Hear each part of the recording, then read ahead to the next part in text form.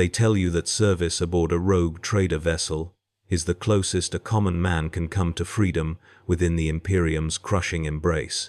They tell you that the warrant of trade transforms its bearer into something beyond the normal hierarchies, beyond the endless grinding of the imperial machine, beyond the petty tyrannies of administratum functionaries and ecclesiarchy priests. They tell you that a rogue trader answers to no one but the emperor himself, and since he sits silent upon the golden throne, that amounts to answering to no one at all. I served Marcus Whitmore for 11 years, and I can tell you that everything they say is true. I can also tell you that freedom makes you vulnerable in ways that servitude never can. A slave expects the lash. A free man never sees the knife until it is already buried in his back. And by then he is wondering how the hand that held it could belong to someone he loved.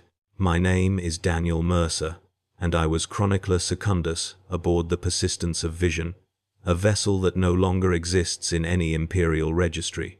I was not born to void service.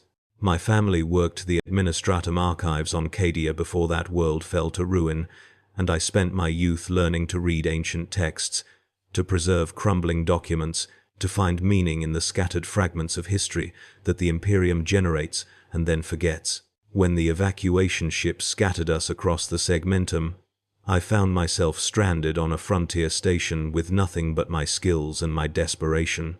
Marcus Whitmore found me there, sorting cargo manifests for a trader who paid me in meal chits and the privilege of not being thrown out an airlock. He watched me work for 3 days before he approached me. I remember his laugh. The first time I heard it, it filled the room like something warm and impossible, like sunlight in a place that had never known stars. He asked me if I could read High Gothic, and when I said yes, he asked me if I could keep secrets. I told him that I had spent my entire life surrounded by secrets that belonged to other people, and that I had never found one interesting enough to share. He laughed again, and that laugh changed my life. He offered me a position aboard his vessel, a salary that seemed like a fortune, and something I had never been offered before: his trust. I should have known then that trust is the most dangerous currency in the galaxy. I should have known that anything given so freely must have a hidden cost. But I was young, and I was desperate, and his laugh made me believe that perhaps the universe contained more than suffering and silence. I need you to understand what Marcus Whitmore was before I can make you understand what was done to him. The warrant of trade had been in his family for 6 generations, granted by a Lord Commander whose name has been scrubbed from every record I have ever found. The Whitmore dynasty had built their fortune on the edges of known space, trading with worlds that the Imperium had forgotten, salvaging treasures from dead civilizations, and occasionally performing services for inquisitors who needed deniable assets in places where official imperial presence would cause complications. Marcus was the 3rd son of his generation, which meant he was never supposed to inherit. His eldest brother died in a boarding action against raiders. His second brother succumbed to a wasting sickness that even the ship's finest chirurgeons could not cure. When the warrant passed to Marcus, he was 23 standard years old and had spent most of his life expecting nothing more than a comfortable existence as a family functionary. The weight of responsibility transformed him. By the time I met him, he had expanded the family's trade routes by 40%, negotiated a dozen treaties with minor Xenos species that existed in the gray areas of imperial tolerance, and accumulated a personal fortune that would have made a planetary governor weep with envy. He was brilliant, charismatic, and genuinely kind in ways that powerful men rarely are. He remembered the names of his crew members. He mourned when they died. He shared his profits generously and punished failures with retraining rather than execution. The Persistence of Vision was not merely a ship to those of us who served aboard her. She was a home, and Marcus was the reason we loved her. I remember the day the sigil first appeared. We had docked at Waystation Tertius, a massive orbital platform that served as a neutral meeting ground for traders operating beyond the Imperium's formal borders. Marcus was negotiating for a cargo of archaeotech components recovered from a dead world, and the negotiations were going well. The seller was a man named Crane, who operated a salvage fleet in the contested regions, and he seemed impressed by Marcus's knowledge and fair dealing. When the contract was signed, Crane presented Marcus with a gift, a small medallion of tarnished metal, worked with a symbol I did not recognize. It looked like a serpent eating its own tail, but the serpent had 2 heads, and each head was consuming the other's body in an endless cycle. Marcus examined it with the curiosity he brought to all things ancient and strange. He asked Crane about its origin, and Crane said only that it was traditional, that successful negotiations deserved to be commemorated, that the symbol represented the mutual benefit of honest trade. Marcus thanked him and hung the medallion on a chain in his personal quarters. I saw it there every day for the next 3 years, catching the light whenever the ship maneuvered, spinning slowly in the artificial gravity. I never thought about it.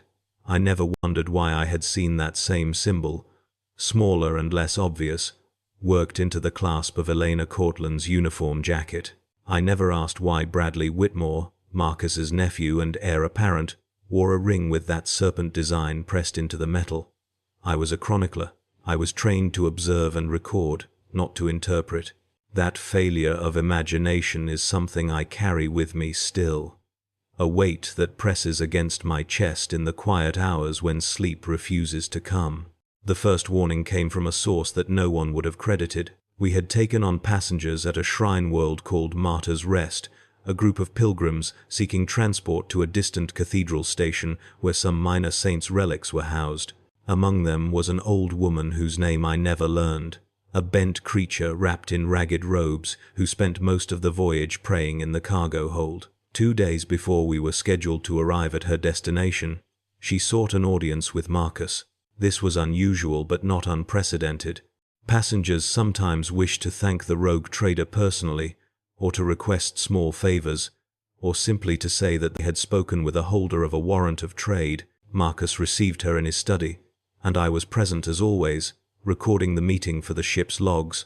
The old woman knelt before him, and when she looked up, her eyes were clear and sharp, nothing like the rheumy gaze she had worn throughout the voyage. She said that she had seen a vision.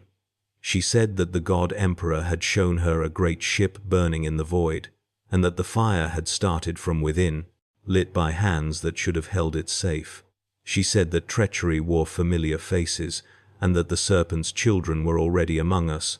Marcus listened politely, as he always did. He thanked her for her concern. He gave her a small donation for her pilgrimage and sent her away with his blessing. After she left, he turned to me and asked if I thought she was genuine.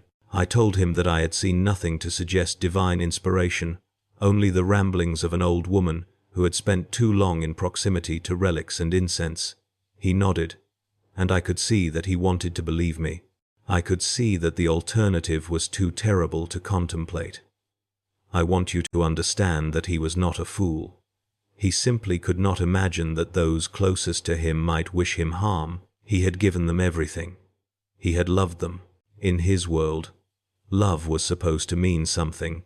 In the world I now inhabit, I know that love is simply another weapon, and the sharper it is, the deeper it cuts. The Persistence of Vision was a grand cruiser, a vessel that had served the Whitmore dynasty since the warrant was first granted.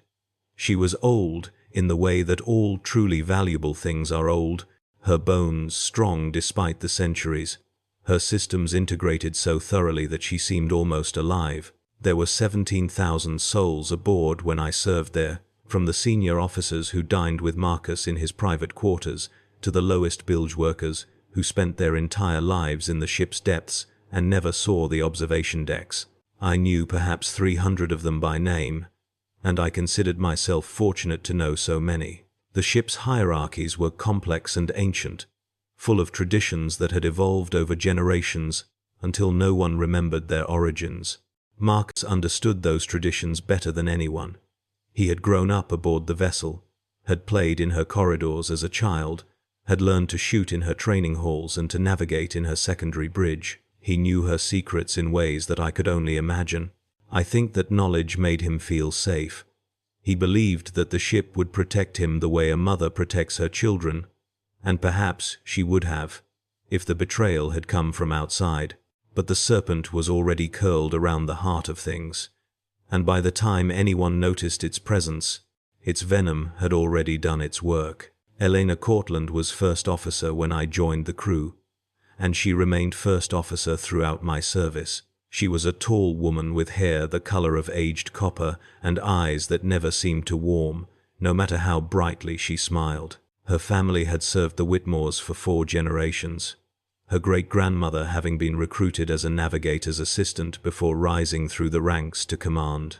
Elena was everything a first officer should be: competent, decisive, utterly loyal to the ship and its traditions. She and Marcus had grown up together, and there was an ease between them that spoke of decades of shared experience. I saw her counsel him through difficult negotiations. I saw her stand beside him during boarding actions, her plasma pistol spitting death at any who threatened her captain. I saw her weep when crew members died, genuine tears that she never tried to hide. If you had asked me to name the person I trusted most aboard that ship, after Marcus himself, I would have named Elena without hesitation.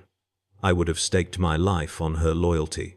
As it turned out, that is exactly what I did, and I was wrong. Bradley Whitmore was 26 when I met him, Marcus's sister's son, the closest thing to an heir that Marcus possessed, since he had never married or produced children of his own. Bradley was handsome in the way that all the Whitmores were handsome, with strong features and dark hair, and a smile that could charm anyone who did not look too closely at his eyes. His eyes were cold. I noticed that early, and I dismissed it as the reserve of a young man still finding his place in a powerful family. He had been raised to expect nothing, just as Marcus had been raised to expect nothing, and then fate had made him heir to a dynasty. That kind of elevation changes people. I told myself that his coldness was simply the armor of a man who knew that his position was precarious, that his uncle could marry at any time and produce children who would supersede him. I told myself many things. The truth, which I understood only later, was that Bradley Whitmore hated his uncle with a passion that bordered on the religious. He hated Marcus for being beloved where Bradley was merely tolerated. He hated Marcus for being naturally charismatic where Bradley had to work for every scrap of approval. He hated Marcus for being alive when Bradley believed that he should have been the one to inherit, the one to lead, the one to wear the warrant around his neck and feel its weight like a blessing rather than a burden. Hatred like that does not advertise itself. It hides behind smiles and polite words and patient planning. It waits. The years passed, and I recorded them. I filled 17 volumes with the history of Marcus Whitmore's reign as rogue trader, documenting negotiations and battles and discoveries that would have made the most adventurous scholar weep with envy. We found a derelict craft world fragment drifting in the halo stars, its alien inhabitants long dead but its treasures intact. We negotiated a non-aggression pact with a species of void-dwelling creatures that the Imperium had never catalogued. We discovered a lost human colony that had survived in isolation for 4,000 years. Their culture evolved into something strange and beautiful, and ultimately tragic, when we were forced to bring them back into the imperial fold.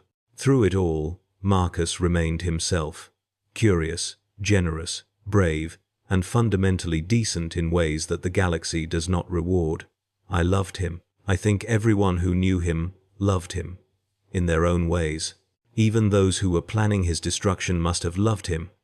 Or else how could they have stayed so close without revealing themselves? How could they have smiled at him across dinner tables and laughed at his jokes and accepted his gifts, all while sharpening the knives they would eventually use? I do not understand that kind of love. I do not want to understand it. The serpent sigil appeared more frequently as the years passed, though I did not notice the pattern until it was far too late. I saw it worked into a gift from a trade partner who later refused to honor his contracts. I saw it stamped on a crate of supplies that turned out to be contaminated with a slow-acting toxin that made 3 crew members desperately ill. I saw it painted on the hull of a pirate vessel that attacked us in a region where pirates had never before operated, as if someone had told them exactly where we would be. Each incident was explained away.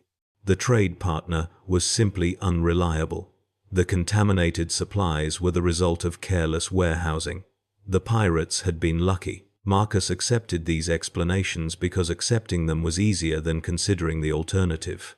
I accepted them because Marcus did, and because I had not yet learned to distrust my own perception. The old woman's warning faded from memory, buried under the accumulation of daily life and the natural human tendency to believe that the world makes sense. Looking back now, I can see the pattern as clearly as I can see my own hands. Looking back now, I understand that the serpent was everywhere, and we were swimming in its coils without ever realizing that the water had grown cold. The 7th year of my service brought us to the Caldera Reach, a cluster of systems on the very edge of Imperial space where the Astronomican's light flickered and faded, and the warp currents ran strange and treacherous. Marcus had been negotiating for access to these systems for 3 years, working through intermediaries and bureaucrats, and a dozen different factions, who all claimed sovereignty over the same stretch of empty void. The prize was worth the effort. A planet called Ashford's Cradle that was rumored to contain archaeotech repositories from the dark age of technology, caches of knowledge and equipment that could be worth more than the entire Whitmore fortune combined. When the final agreements were signed and the access rights confirmed, Marcus gathered his senior staff to celebrate. We dined in his private quarters, 20 of us around a table that had been carved from a single piece of wood, taken from a tree that no longer existed anywhere in the galaxy. The wine was ancient, the food was exquisite, and the mood was one of triumph and anticipation. I remember that Bradley toasted his uncle with words that seemed sincere, praising Marcus's patience and wisdom in securing such a magnificent prize. I remember that Elena smiled as she raised her glass, her copper hair gleaming in the chandelier's light. I remember that Marcus looked happy, genuinely and uncomplicatedly happy, in a way that I had rarely seen. The expedition to Ashford's Cradle would be his crowning achievement. It would cement his legacy and ensure the Whitmore dynasty's prosperity for generations to come. He had earned this moment through years of careful work, and he deserved to enjoy it. The expedition assembled over the following months. Marcus hired additional security teams, specialists in archaeotech recovery, and a small army of laborers and support staff who would be needed for the excavation. The Persistence of Vision was joined by 3 support vessels, 2 cargo haulers, and a defensive escort that bristled with weapons. The combined fleet represented the largest single investment the Whitmore dynasty had made in living memory, and Marcus had committed everything to its success. I tried, once, to voice my concerns.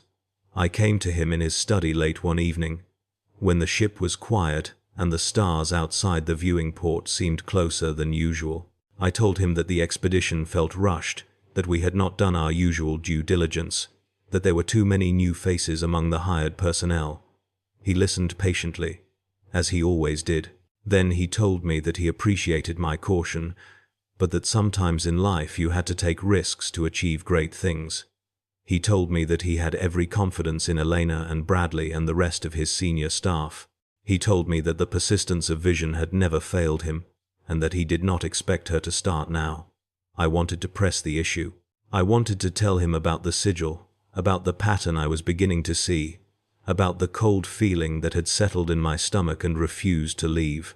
But I had no proof, only instincts. And Marcus had taught me that instincts without evidence were merely superstition. I left his study without saying anything more, and that silence is another weight I carry with me. Perhaps it would not have mattered. Perhaps the conspiracy was already too advanced to stop. But I will never know, and that uncertainty is its own kind of torture. We entered the Caldera Reach on a day that should have been auspicious. The navigator pronounced the warp currents favorable. The astropaths reported no psychic disturbances, and the fleet emerged from translation precisely where it was supposed to emerge. Ashford's Cradle hung before us like a jewel, a blue-green world with swirling white clouds and vast oceans that sparkled in the light of a young yellow star. The planet had been uninhabited for millennia, its original colonists having vanished during the Age of Strife and never returned. Initial scans revealed ruins on multiple continents, structures of a scale and sophistication that made even the most jaded crew members gasp. Marcus ordered the fleet to standard orbit and began planning the landing operations that would make us all wealthy beyond imagination. I stood beside him on the bridge as he issued commands, and I remember thinking that I had never seen him more alive, more confident, more certain of his place in the universe. He was smiling as he worked, that warm smile that had convinced me to trust him all those years ago. He was still smiling when the first shot was fired. The mutiny began at 0342 ship time, coordinated across all 4 vessels simultaneously. I was in my quarters when the alarm started, jerked from sleep by the shriek of emergency klaxons and the immediate, unmistakable sound of weapons fire echoing through the corridors. I grabbed the las pistol that Marcus had given me years ago, a gift for my 5th anniversary of service, and I ran toward his quarters without thinking. The ship was already chaos by the time I reached the main corridor. Bodies lay everywhere, some in crew uniforms, and some in the unmarked fatigues of the security teams we had hired for the expedition. The fighting was brutal and close quarters. Men and women grappling with knives and pistols in spaces never designed for combat. I shot 2 people before I reached Marcus's door, and I do not know to this day whether they were loyal or traitors. I only knew that they were between me and my captain, and that was enough. The door to Marcus's quarters was open when I arrived, which was wrong. That door was always secured, protected by locks and wards that should have taken an army to breach. I stepped through with my pistol raised, and the scene that greeted me stopped my heart in my chest. Marcus was on his knees in the center of the room, his arms bound behind his back, his face bloody from a wound above his left eye. Bradley Whitmore stood before him with a plasma pistol in his hand, the serpent ring gleaming on his finger. Elena Cortland stood beside Bradley, her expression as cold as I had always known it could be, her copper hair pulled back in a severe military style I had never seen her wear before. There were others in the room, faces I recognized from the senior staff, people I had worked with and trusted and broken bread with over the years of my service. All of them wore the serpent sigil somewhere on their persons, and all of them were watching Marcus with the patient hunger of predators who had finally cornered their prey. I should have shot Bradley. I should have put a last bolt through his skull and damned the consequences. But I hesitated, because Elena saw me and she smiled, and that smile froze me in place more effectively than any stasis field. She said my name, softly, almost fondly. She said that she had wondered when I would arrive. She said that I had always been loyal, and that loyalty was admirable, but that it was time to choose a new master. I asked her why. That was all I could manage, that single word, torn from me like a confession. She told me that Marcus had wasted his potential. She told me that the Whitmore dynasty could be so much more than it was, if only someone with vision were in control. She told me that the Serpent Consortium had been planning this for years, embedding their agents in the crew, sabotaging operations, waiting for the perfect moment to strike. Ashford's cradle was that moment. The planet's archaeotech would make whoever controlled it one of the most powerful figures in the sector, and Bradley intended to be that figure, with the Consortium's backing and Elena's experience to guide him. Marcus had been a good man, she admitted, but good men did not build empires. Good men got consumed by those who were willing to be ruthless. Marcus laughed. Even then, beaten and bound and surrounded by traitors, he laughed, and the sound was nothing like the warm laughter I remembered. It was sharp and bitter and full of a grief so profound that it cut through the room like a blade. He asked Bradley if this was what he truly wanted. He asked if Bradley understood what the Consortium would demand in return for their support. He asked if Bradley really believed that he could trust people who had just helped him betray his own blood. Bradley's face twisted with something that might have been doubt, just for a moment, before hardening into the cold determination I had always seen lurking behind his smile. He said that Marcus had never understood him. He said that Marcus had always treated him like a child, never respecting his ideas, never giving him real responsibility, always holding him at arm's length, as if afraid that Bradley might somehow threaten his precious position. He said that he had learned patience from watching Marcus, learned to smile and wait and plan, and now his patience was being rewarded. He raised the plasma pistol and pointed it at Marcus's face, and I screamed. I do not remember pulling the trigger. I remember the flash of my las pistol discharging, the bolt catching Bradley in the shoulder and spinning him around, the plasma pistol going off wild and scoring a molten line across the ceiling. I remember Elena's curse as she drew her own weapon, remember diving behind a console as shots burned the air where I had been standing. I remember Marcus rolling somehow, despite his bound arms, putting himself between me and the nearest traitors, and giving me precious seconds to find cover. The fight was brief and hopeless, and nothing like the glorious battles I had chronicled in my histories. I wounded 2 more traitors before a shock maul caught me in the ribs and sent me crashing to the floor. The last thing I saw before unconsciousness claimed me was Marcus's face, looking at me with something that might have been gratitude, or might have been apology, or might have been something else entirely. He was still smiling, but the smile had changed. It was the smile of a man who had finally understood something important, something that had been hidden from him his entire life, and the understanding had come far too late. I woke in a holding cell in the ship's brig, my ribs wrapped in bandages that someone had applied without much care for my comfort. The pain was considerable, but it was nothing compared to the cold emptiness that filled me when I remembered what had happened. I called for guards, demanded to know what was happening, begged for any scrap of information about Marcus's fate. No one answered. I was alone in that cell for 3 days, fed through a slot in the door by hands I never saw, given water just often enough to keep me alive, but never enough to make me comfortable. On the 4th day, Elena came to visit me. She looked different than I remembered, harder and older, and somehow smaller, as if the weight of what she had done had compressed her into a denser version of herself. She told me that Marcus was dead. She told me that Bradley had executed him personally on the surface of Ashford's cradle, with the Archaeotech vaults visible in the distance as a reminder of everything Marcus had worked for and would never possess. She told me that the execution had been recorded and transmitted to the consortium's backers as proof that the contract was fulfilled. She told me that the Whitmore dynasty now belonged to Bradley, and that Bradley belonged to the consortium, and that the consortium's reach extended further than I could possibly imagine. She told me all of this in a flat, emotionless voice, as if she were delivering a routine status report, rather than describing the murder of a man she had known her entire life. I asked her how she could do it. I asked her if the years of service meant nothing, if the shared history and the genuine affection I had seen between her and Marcus had all been lies. She was quiet for a long moment before she answered. She told me that it had not been lies, not all of it. She told me that she had loved Marcus in her way, had admired his decency and his courage, and his foolish belief that the galaxy could be navigated without becoming a monster. But she told me that love and admiration were not enough, not in a universe where power was the only currency that mattered, not when the consortium had shown her what true ambition could achieve. She told me that Marcus would have understood, eventually, if he had lived long enough to see what they were building.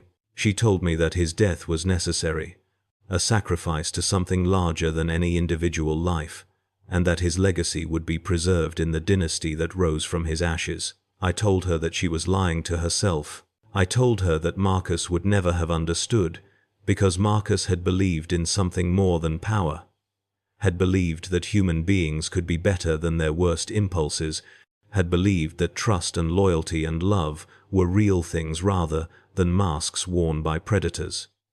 I told her that the consortium had not liberated her. They had consumed her, just as they would eventually consume Bradley, just as they consumed everything they touched.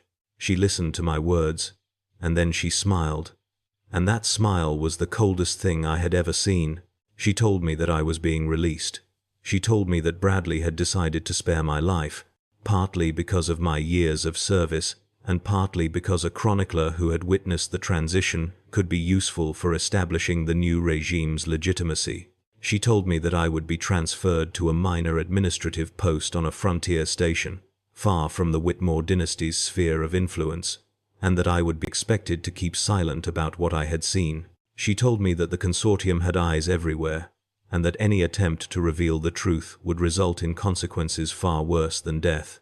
She told me that I should be grateful for Bradley's mercy, and that I should spend the rest of my life remembering that mercy came with conditions. I asked her what would happen to the crew members who had remained loyal to Marcus, the thousands of souls who had not been part of the conspiracy. She told me that they were being evaluated.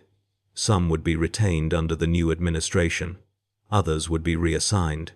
A few, the most outspoken in their loyalty, had already been dealt with. She did not elaborate on what dealt with meant, and I did not ask. I did not want to know. They put me on a shuttle that same day, bound for a cargo hauler that would take me to my new posting.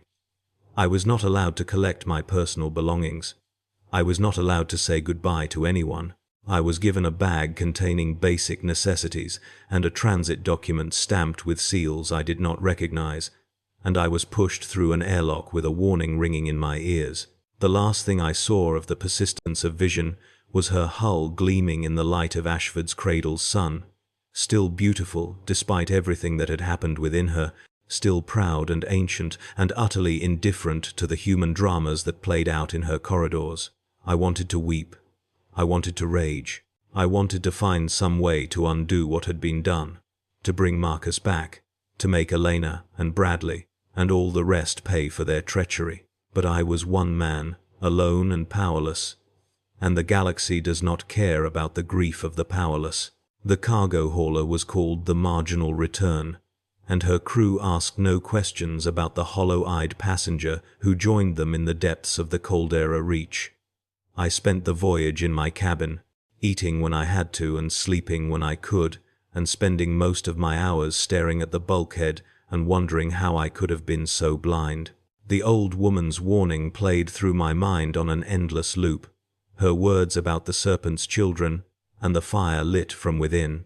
I thought about the sigil and all the places I had seen it, all the connections I had failed to make, all the opportunities I had missed to warn Marcus about what was coming. I thought about Elena's smile and Bradley's cold eyes, and the sound of Marcus's bitter laughter in that final moment of understanding. I thought about trust and loyalty, and the terrible fragility of everything we build our lives upon. By the time the Marginal Return reached the frontier station that would become my new home, I had aged a decade in my mind, though my body showed no outward signs of the transformation. The station was called Terminus 9, a lonely outpost on the edge of a system that no one had ever thought worth naming. I was assigned to the archives, cataloging shipping records and manifests, and all the endless paperwork that keeps the Imperium's commerce flowing, even in the most forgotten corners of its domain. The work was monotonous and meaningless, and exactly what I deserved. I had failed to protect the man who had saved me from despair, had failed to see the conspiracy that was growing right in front of my eyes, had failed to act even when my instincts screamed that something was wrong. The archives were my penance, and I served that penance without complaint for years that blurred together into a grey haze of routine and regret. I heard news of the Whitmore dynasty occasionally, fragments that reached even this remote station through the endless chatter of merchant captains and administratum reports. Bradley had consolidated his control within the first year, purging anyone who questioned his leadership and filling the senior positions with consortium loyalists. The archaeotech from Ashford's cradle had proven even more valuable than projected, generating profits that made the dynasty one of the wealthiest in the sector. Eleanor had been elevated to Bradley's chief advisor, her experience and ruthlessness proving invaluable in the dynasty's expansion. The persistence of vision had been renamed, though the reports were inconsistent about what she was called now, as if Bradley could not quite decide what identity he wanted for his stolen inheritance. I filed each piece of news away in my memory, adding it to the chronicle I could never write, the history of Marcus Whitmore's betrayal that existed only in my head. 5 years after my exile, a message found me. It was hidden in a cargo manifest, encoded in a pattern that only someone trained in the old Cadian archival methods would recognize. The message was short. The serpent consumes itself. The serpent ring. I knew immediately who had sent it and what it meant. Bradley Whitmore, had fallen victim to the same forces he had used to destroy his uncle. The consortium, having extracted everything of value from the Whitmore dynasty, had moved on to their next target, and Bradley had learned too late that treachery creates no lasting alliances. I did not feel satisfaction at the news. I did not feel vindication. I felt only a weary recognition that Marcus had been right all along, that the galaxy punishes trust but punishes betrayal even more harshly, that everyone eventually reaps what they have sown. Elena sent me another message 3 years later, though I do not know how she found me. Her words were rambling and desperate, nothing like the cold clarity I remembered from the day she told me about Marcus's death. She wrote about guilt and dreams, and the sound of laughter that she heard in empty corridors.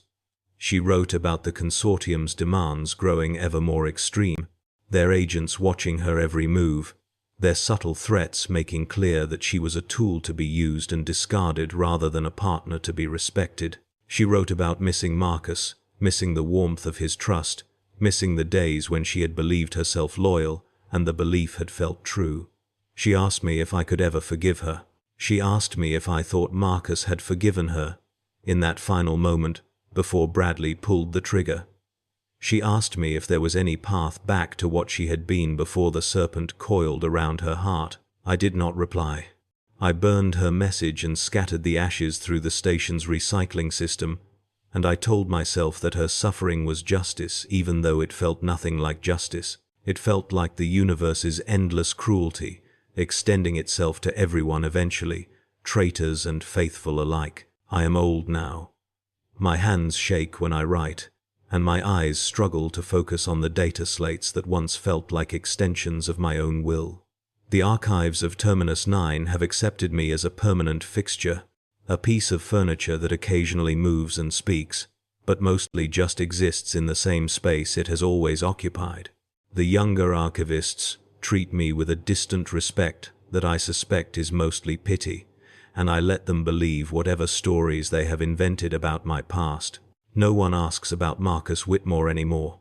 The name has been erased from most official records, the dynasty's history rewritten to begin with Bradley's rise rather than Marcus's fall. I am perhaps the only person still alive who remembers the truth, and the truth serves no purpose except to haunt me in the quiet hours of the night. I dream about that final day sometimes. I dream about the bridge of the persistence of vision, about Marcus's smile as he issued commands, about the moment when the shooting started and everything changed forever. In my dreams, I do things differently. I see the pattern of the sigil earlier. I speak to Marcus about my suspicions when speaking might have made a difference. I shoot Bradley before he can raise his pistol, and Marcus lives, and we escape together to some distant corner of the galaxy where the consortium's reach cannot find us. In my dreams, trust means something, and loyalty is rewarded, and good men do not die kneeling in the dirt while their murderers watch with cold satisfaction.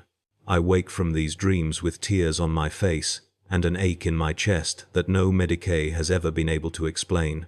I wake knowing that the universe I imagined never existed, could never exist, because this is the Imperium of man, and the Imperium does not allow such things. But I keep the chronicle anyway. I keep it in my head, where no one can burn it or alter it, or erase it, the way they erased Marcus's name from the records.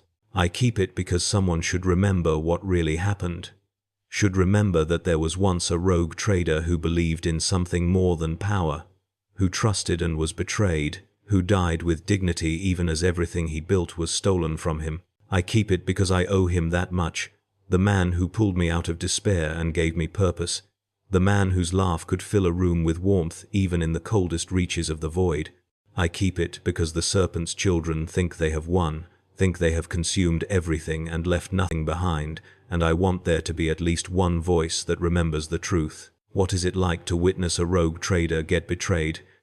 It is like watching a star go dark. It is like seeing everything you believed in proven to be a lie, not because the beliefs were wrong, but because the universe refuses to honor them. It is like learning that the people you trusted most carry knives behind their smiles, and that the knife was there all along, waiting for the moment when it could do the most damage.